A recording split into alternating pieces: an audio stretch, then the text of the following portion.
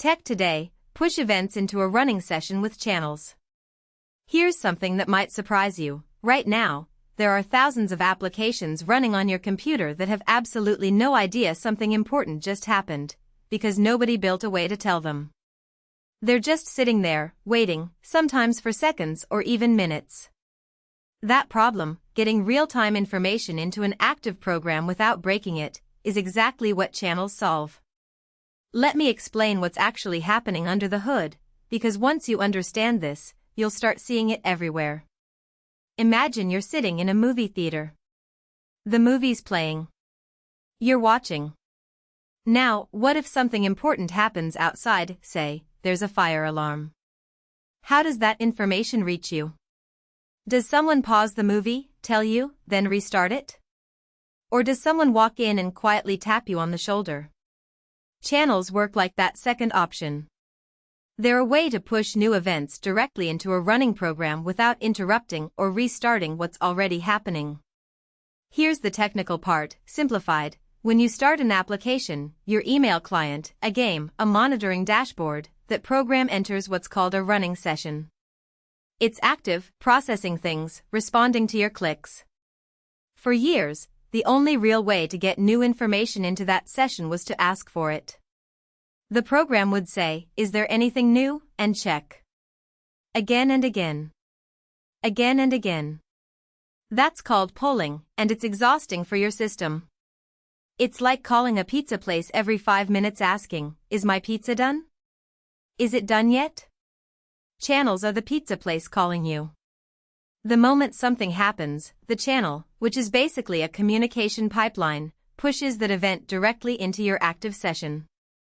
The program doesn't have to ask. It just gets told. And here's the key part, the program keeps running the whole time. It doesn't pause, restart, or reload. The event just appears in its event queue, waiting to be processed. This matters more than you might think. Let's look at some real examples. Google Cloud Pub/Sub uses this exact pattern. Imagine you're running a trading application on Google Cloud. Thousands of price updates happen every second. With polling, your app would be constantly asking, "Any new prices?" With channels pushing events, the moment a stock price changes, that information flows directly into your running session. The difference in latency, how fast the information arrives, can literally be millions of dollars in a financial context. Discord uses something conceptually similar for notifications. When someone sends you a message, Discord doesn't wait for your client to ask, "Do I have new messages?"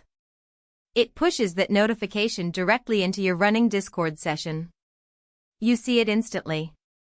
Apache Kafka, a system used by Netflix, Spotify, and LinkedIn, operates on this push-based model for handling massive streams of events. When you hit play on Netflix, events about what you're watching get pushed into systems that are feeding recommendations, updating your watch history, billing systems, everything.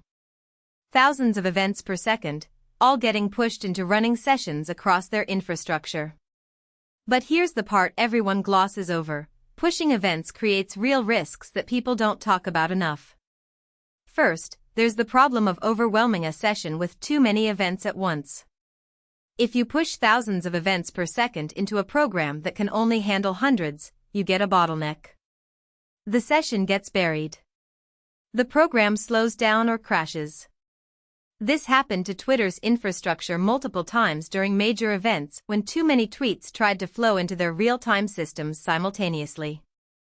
Second, there's ordering. When events are pushed, you need guarantees that they arrive in the right sequence. If events A, B, and C happen in that order, they need to be processed in that order. Break that, and you get corrupted data. Many systems don't handle this perfectly. Third, and most importantly, security. A channel into a running session is a vector for attack.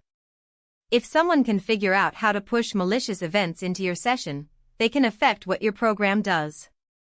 This is why infrastructure companies obsess over authentication and encryption on these pipelines. Looking forward, we're going to see channels become even more sophisticated. The industry is moving toward what's called serverless event-driven architecture. Basically, instead of programs running constantly waiting for events, small functions spin up only when events arrive, push the results forward, then disappear. AWS Lambda and Google Cloud Functions already work this way. It's more efficient, but it also means event pushing becomes the central nervous system of entire applications.